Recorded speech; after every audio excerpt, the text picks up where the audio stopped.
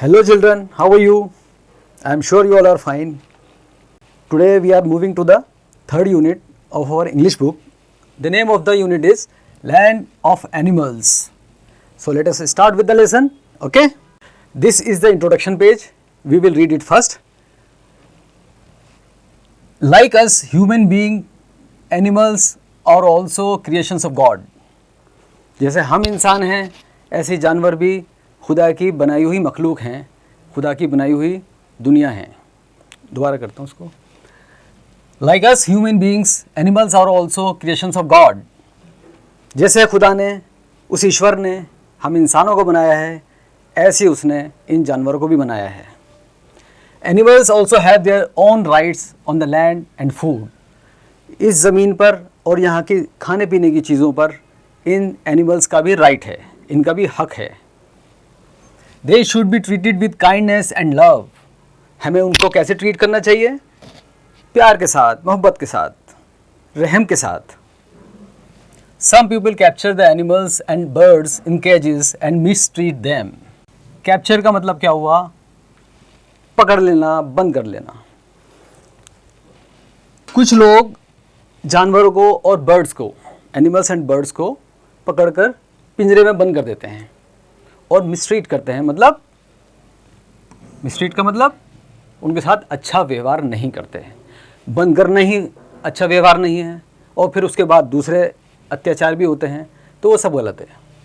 People should know that animals also have feelings and they too need their freedom. हमें इंसानों को ये जानना चाहिए कि एनिमल्स की भी फीलिंग होती है, उनको भी खुशी होती है, उनको भी गम होता है और उनको भी फ्रीडम चाहिए होती है. Let us do this small exercise. Here we have some pictures. In these pictures you can see some activities are being done. कुछ activities हो रही इन pictures में. Look at the following pictures. If you agree with the activity, put a smiley. And if you disagree, put a sad face. Sad emoji. यहाँ क्या हो रहा है इस पिक्चर में? एक डॉग को एक लड़का डंडे से मार रहा है. Is this a good activity? No. So what we will do? We will make a sad face. In this activity, this boy is giving food to a puppy. यहाँ एक कुत्ते के बच्चे को, एक पपी को, एक बच्चा खाने के लिए कुछ चीज़ें दे रहा है. तो ये अच्छा काम है या बुरा काम है? Yes, ये एक अच्छा काम है. तो इसमें हम क्या बनाएंगे कि smiley face. Birds freely sky में उड़ रही हैं. ये क्या अच्छा है या खराब है? This is good. उनको भी फ्रीडम चाहिए. So this we will make smiley here. And in this picture some birds are captured in a cage. एक केज के अंदर उनको बंद करके रखा गया है. क्या ये अच्छी बात है बर्ड्स को या किसी एनिमल को बंद करके रखना? No. So will make a sad face here. Here again there are some pictures. Some animals are domestic and some are wild. इनमें से कुछ डोमेस्टिक एनिमल्स हैं. डोमेस्टिक एनिमल्स उनको कहते हैं जिनको हम घरों में पालते हैं. और वाइल्ड एनिमल्स हैं कुछ जो कि जंगल में रहते हैं. आपको जो वाइल्ड एनिमल्स हैं उनके सामने W लिखना है और जो डोमेस्टिक एनिमल्स हैं उनके सामने D लिखना है. आई एम श्योर आप इनको पहचान सकते हैं, तो आप इसको खुद करिए. Okay. This is the main story. The name of the story is A Bridge of Crocodiles. Crocodiles का एक bridge. This is going to be a very interesting story. So guys, so children, please be careful. Please be attentive. Smart people do not give up because of the problems. They find a solution and move ahead with confidence and positive attitude. Story शुरू करने से पहले एक छोटी सी आपको एक lesson दिया गया है, एक इंट्रोडक्शन दिया गया है एटीट्यूड के बारे में कि आप स्मार्ट लोग जो होते हैं, समझदार लोग जो होते हैं, कभी प्रॉब्लम्स के आगे झुकते नहीं हैं और वो हमेशा एक सलूशन निकालते हैं और ज़िंदगी में आगे बढ़ते हैं कॉन्फिडेंस के साथ. और पॉजिटिव एटीट्यूड है तो आप ये कर सकते हैं. So let us begin with the story. Okay. A little deer lived on an island. Island क्या होता है बच्चों? आइलैंड वो जगह होती है, वो ज़मीन होती है जो चारों तरफ से पानी से घिरी होती है, जिसमें कोई ज़मीन का रास्ता नहीं होता, सिर्फ पानी चारों तरफ होता है। He had plenty to eat. एक डियर रहता था आइलैंड में और उसके पास खाने पीने की बहुत सुविधा थी, बहुत सारी चीज़ें थी। Soft grass and tender green leaves. Soft grass, नरम घास थी वहाँ पर उस आइलैंड पर, और टेंडर ग्रीन लीव्स थी। टेंडर कहते हैं सॉफ्ट को, और जो नई नई कोपल निकलती है, जो पक्की नहीं होती, जो बड़ी नहीं होती, छोटी कोपल जो पत्ती की होती है, उसको कहते हैं टेंडर। तो किसी नाजुक चीज़ को या किसी सॉफ्ट चीज़ को कहते हैं टेंडर, और green leaves, tender green leaves उसको खाने के लिए अवेलेबल थी। There was also a cosy cave to sleep in. Cosy का मतलब हुआ आरामदेह, गर्माहट के साथ, इतनी हल्की गर्मी जो आरामदेह होती है, वहाँ ठंड नहीं थी। सोने के लिए एक ऐसी केव थी उसके पास। केव जंगल में आपने सुना होगा, एक गार होती है, पत्थर के अंदर रहने की जगह होती है, उसको केव कहते हैं। Safe from sun and rain, जहाँ धूप भी नहीं पड़ती थी, उससे भी परेशानी नहीं थी, और ना बारिश पड़ती थी। But the deer had no company. लेकिन डियर के साथ कोई आसपास रहने वाला नहीं था, वो अकेला था, कंपनी नहीं थी, मतलब फ्रेंड्स नहीं थे या फैमिली नहीं थी उसकी। Nobody to play with him, उसके साथ कोई खेलने वाला नहीं था। And this made him sad, और इस बात से वो उदास था। He had heard that there were many deer families living on the mainland.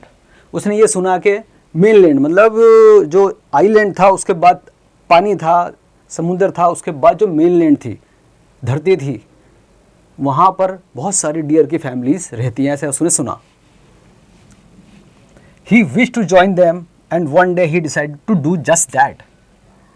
उसका मन करा, उसके दिल में ये बात पैदा हुई, विश आई उसके मन में कि उनके पास जाऊं, उनको ज्वाइन करूं, उनके साथ रहूं मैं जाके। और उसने एक दिन ये फैसला कर लिया कि उनके पास जाऊंगा। The deer's cave was surrounded by thick forest. Deer का जो केव था, जब वो रहता था, उसके आसपास क्या था? थिक फॉरेस्ट, घना जंगल। To reach the mainland he would first have to run through the forest till he came to the sea। पहले उसको वो जंगल पार करना था मेनलैंड पे जाने के लिए, और उसके बाद समुद्र था वो पार करना था। Next he would have to cross the sea till he came to the mainland। Mainland तक पहुंचने के लिए उसके बाद समुद्र था। The little deer knew it was going to be very difficult to do all this, but he was determined to do it।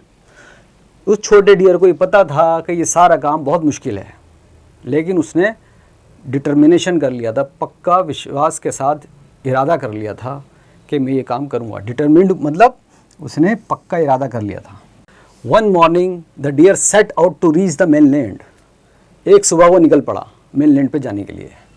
He was running through the forest when he fell into a deep pit. वो दौड़ रहा था, अचानक वो एक गहरे गड्ढे में गिर गया।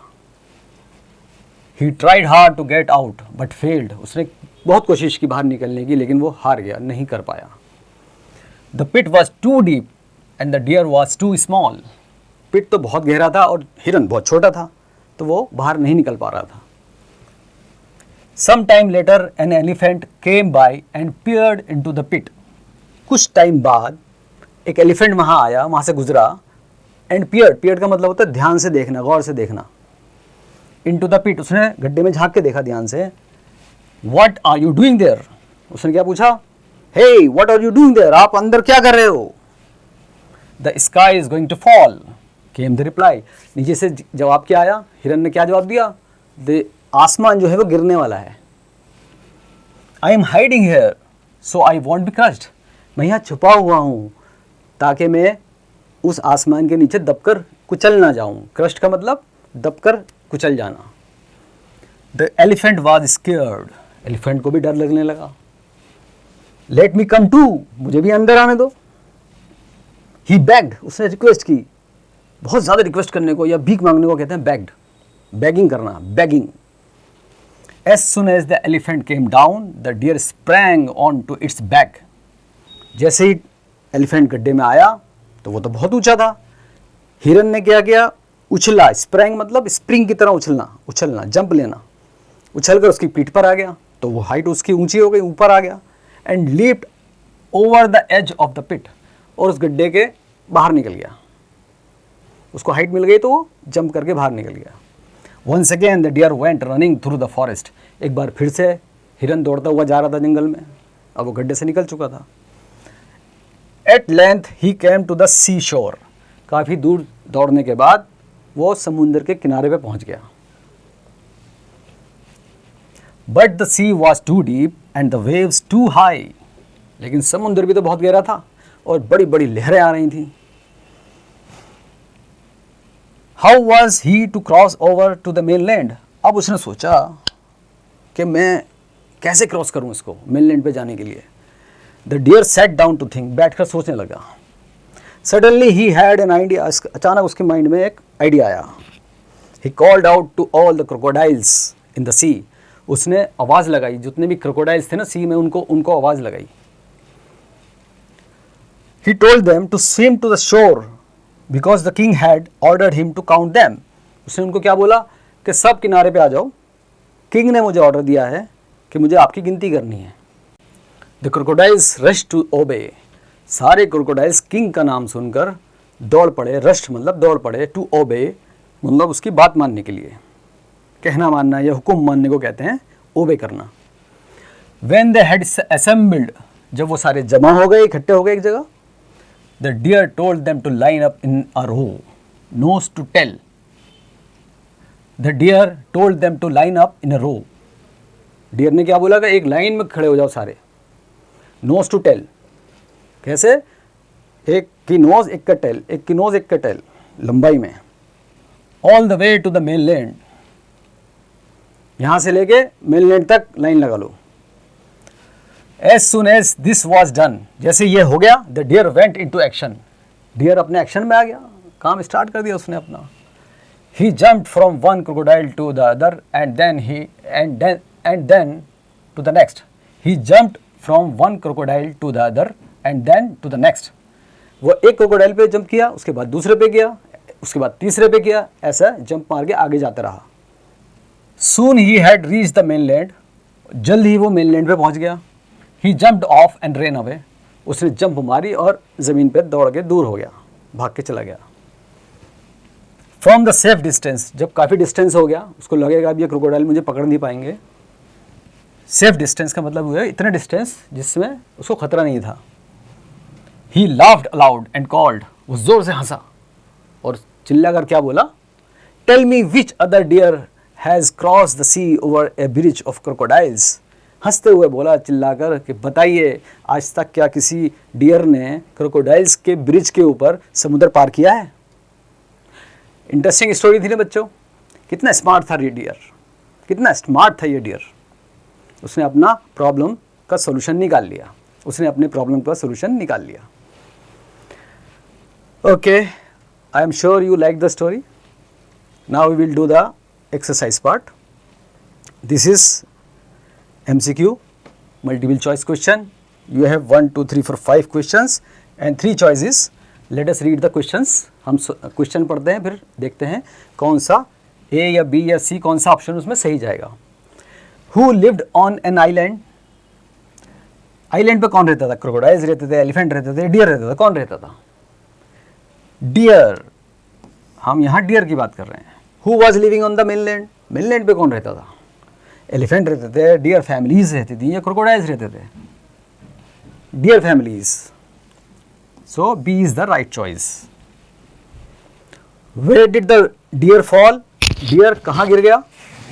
In the pit, in the well, in the sea. कहाँ गिरा था वो? वो गिरा था एक गड्ढे में, in the pit. Who peered into the pit? गड्ढे में आकर गौर से कौन देख रहा था? किसने देखा? डियर ने देखा, क्रोकोडाइल ने देखा या एलिफेंट ने? सी इज आंसर, एलिफेंट ने देखा। Who got an idea to cross over a bridge of crocodiles? Crocodiles का ब्रिज बनाकर सी को क्रॉस करने का आइडिया किसके पास आया, किसके दिमाग में आया? एलिफेंट्स के, डियर के या दोनों के? नो, दोनों के नहीं आया, सिर्फ डियर को आया। Now question B, fill in the blanks. इसमें हमें खाली जगह है वो भरनी है, सेंटेंस को कंप्लीट करना है। The deer sleep in the space cave. किस तरह की केव में सोता था? केव से पहले हमें क्या लिखना है? You remember, it was cosy. The deer's cave was surrounded by a space and forest. किस तरह के फॉरेस्ट से सराउंडेड था? सराउंडेड मतलब चारों तरफ किसी चीज का होना क्यों कहते हैं surrounded. Deer's cave was surrounded by a thick forest. Thick का यहां मतलब है घना जंगल। The space was too deep and the deer was too small. बहुत गहरा था और डियर बहुत छोटा था। तो यहां क्या आना चाहिए? क्या बहुत गहरा था? पिट, वो गड्ढा बहुत गहरा था जिसमें वो डियर गिर गया था। Fourth one is the space was too deep and the waves too high. किस चीज के बारे में बात कर रहे हैं जो बहुत गहरा था और उसकी लहरें बहुत ऊंची थी? Yes, we are talking about the C.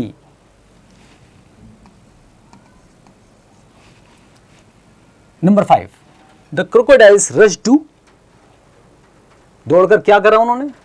They rush to obey. वो कहना मानने के लिए दौड़ पड़े। सी में है आंसर द फॉलोइंग क्वेश्चंस। ये सारे क्वेश्चंस लेसन से रिलेटेड हैं।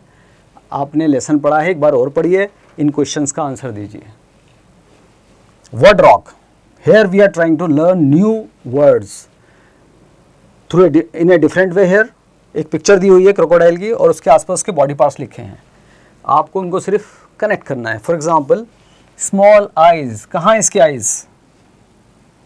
इसकी आइज ये हैं, तो यहाँ हम इसको ऐसे लाइन से कनेक्ट कर देंगे। लॉन्ग स्नाउट, स्नाउट क्या होता है? ये जो नोज है ना इसकी, यहाँ तक लंबी, इसको कहते हैं स्नाउट। रफ स्किन, इसकी स्किन कैसी होती है क्रोकोडाइल की? रफ होती है। तो वो स्किन तो यहाँ से यहाँ तक है, तो हम इसको यहाँ सेंटर में लगा लेते हैं। फ्लैट टेल, फ्लैट टेल कहाँ है इसकी? This is the tail. Webbed feet, feet तो ये है इसके, लेकिन वेब्ड क्या है? वेब्ड कहते हैं जैसे हमारी ये उंगलियां अलग अलग है ना, इनमें गैप है, इनमें अगर झिल्ली हो बीच में, ये बंद हो यहाँ से झिल्ली के साथ, स्किन हो एक तरह की, तो उसको कहते हैं वेब्ड, जो इसको स्विमिंग में हेल्प करती हैं। शार्प टीथ, और इसके टीथ तो बहुत शार्प होते हैं, हमें सबको पता है। ये रहे। Guess the names of these animals using the hints, write them in the blanks. यहाँ कुछ सेंटेंसेस दिए हुए हैं, उसको पढ़ के हमें ये आइडिया लगाना है, ये अंदाज़ा लगाना है कि किस एनिमल के बारे में बात हो रही है। इसको आप बड़ी आसानी से पहचान सकते हैं। Number 1 is I like honey. Honey कौन पसंद करता है? Yes, bear. I have trunk, trunk किसकी होती है? You can see it here.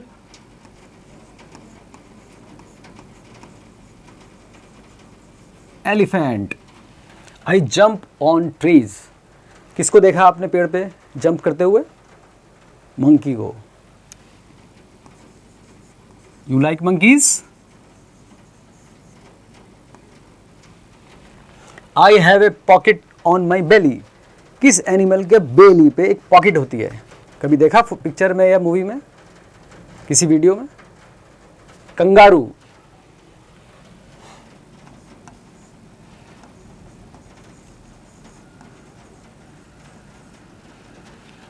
I have black strips, किस एनिमल्स के बॉडी पे ब्लैक स्ट्रिप्स होती हैं?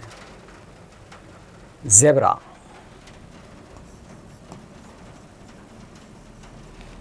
आई हैव ए लॉन्ग नेक, किस एनिमल की नेक बहुत लंबी होती है? Giraffe.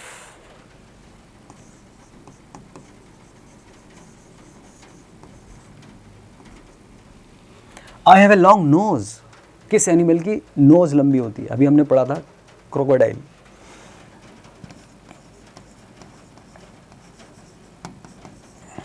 I eat plants and grasses, ये तो बहुत सारे एनिमल खाते हैं, राइट, याद है ना आपको। बट यहाँ हम अब ये स्टोरी पढ़ी हमने डियर की, तो वही लिखते हैं।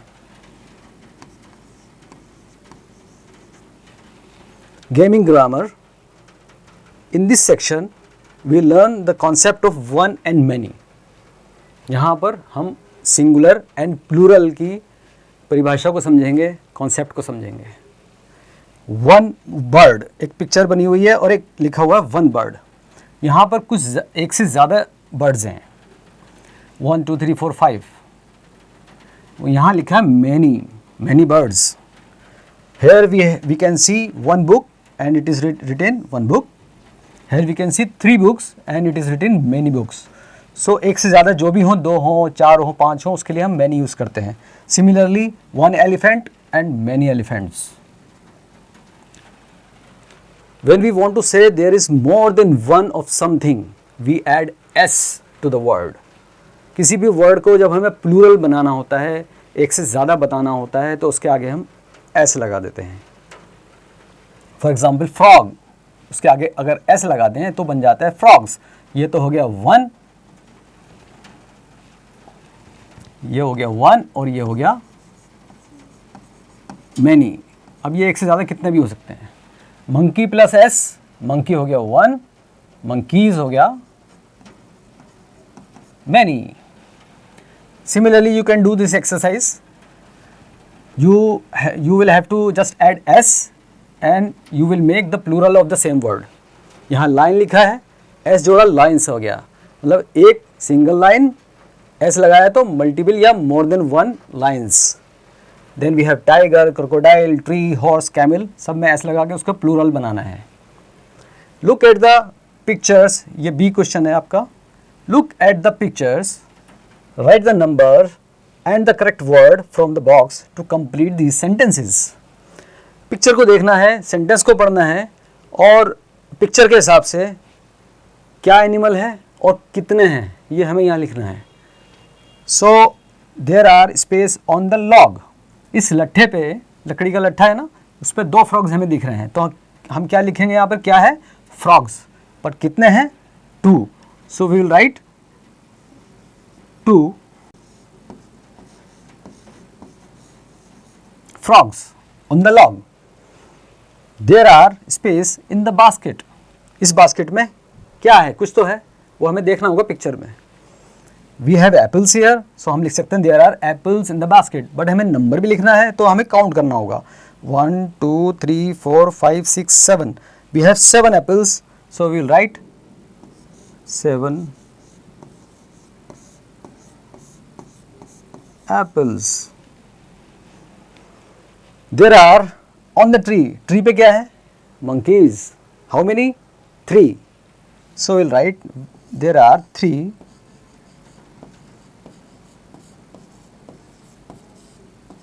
monkeys on the tree. There are cars on the road. How many? 2 cars.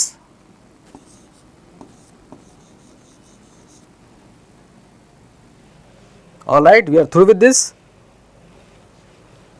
One more is left.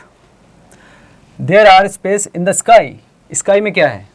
We can see cranes flying there. And how many? 1 2 3 4. 4 cranes are flying in the sky. There are 4 cranes.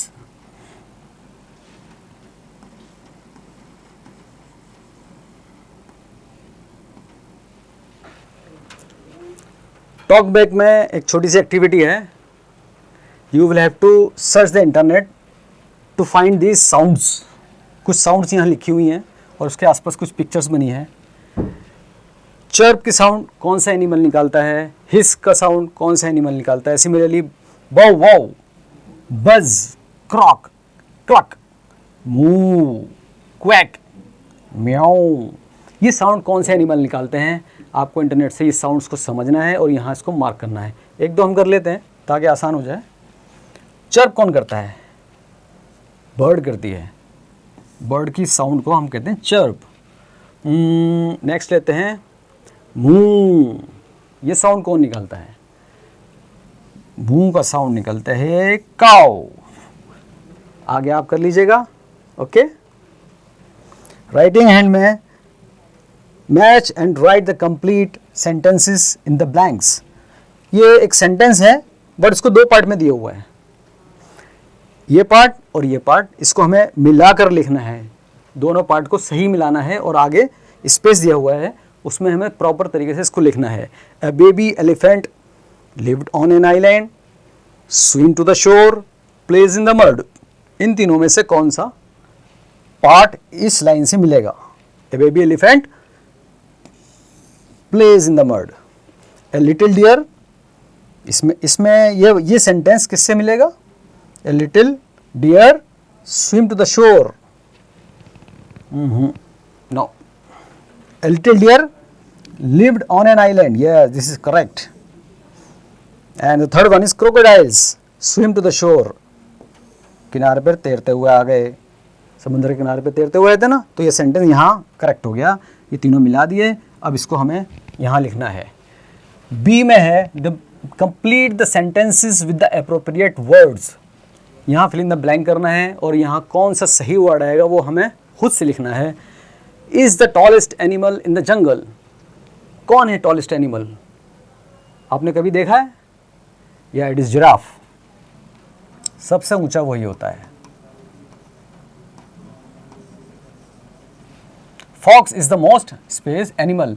सबसे ज्यादा fox को बोलते हैं। Fox कैसी होती है? या it is clever, very clever animal. Lion is the space of the jungle. जंगल का क्या होता है? लाइन। लाइन होता है जंगल का king. The monkeys live on, कहाँ रहते हैं monkey? Tree, you know it. Zebra has space and space stripes on it's skin. Zebra की स्किन पर स्ट्राइप्स होती हैं एंड बीच में है और दो हमें स्पेस भरने हैं। किस तरह की स्ट्राइप्स होती है? Black and white.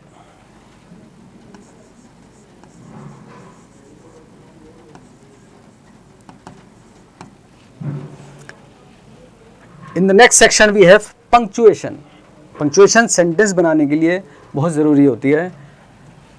बिना पंक्चुएशन के कोई भी सेंटेंस सही नहीं होता। अगर से पंक्चुएशन ख़राब है, तो सेंटेंस का मीनिंग सही नहीं निकलता।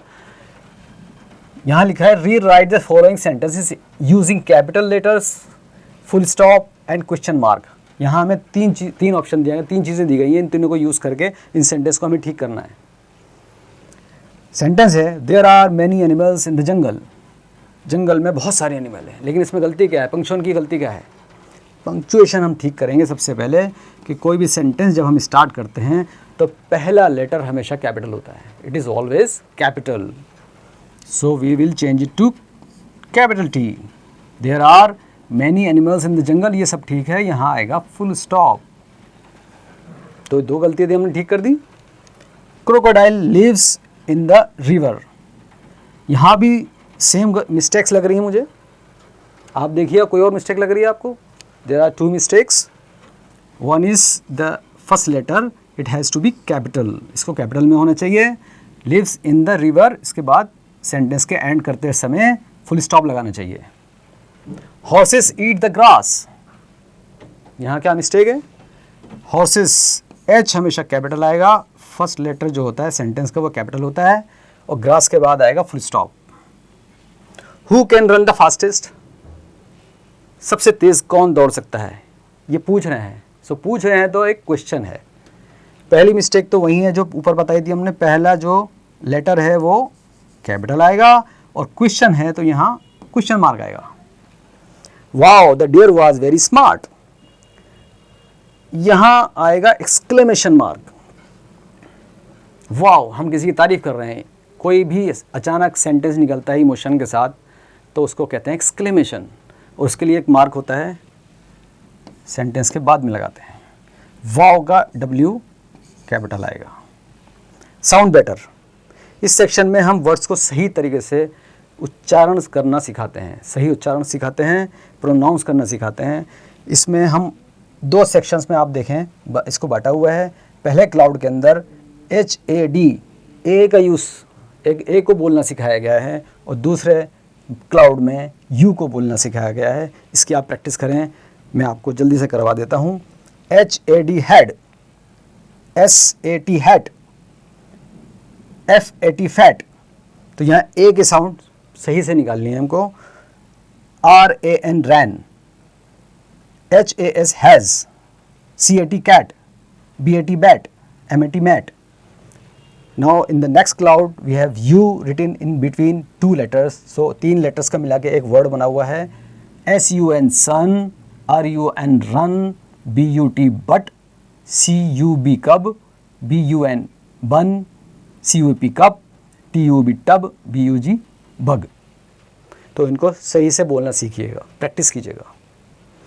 This is the last page. ये तो आपको खुद ही आर्ट्स करना है, कलर करना है, राइट? ये आप खुद कीजिएगा। All right, so with this we are at the end of the exercise of the lesson. Okay children, see you again, bye.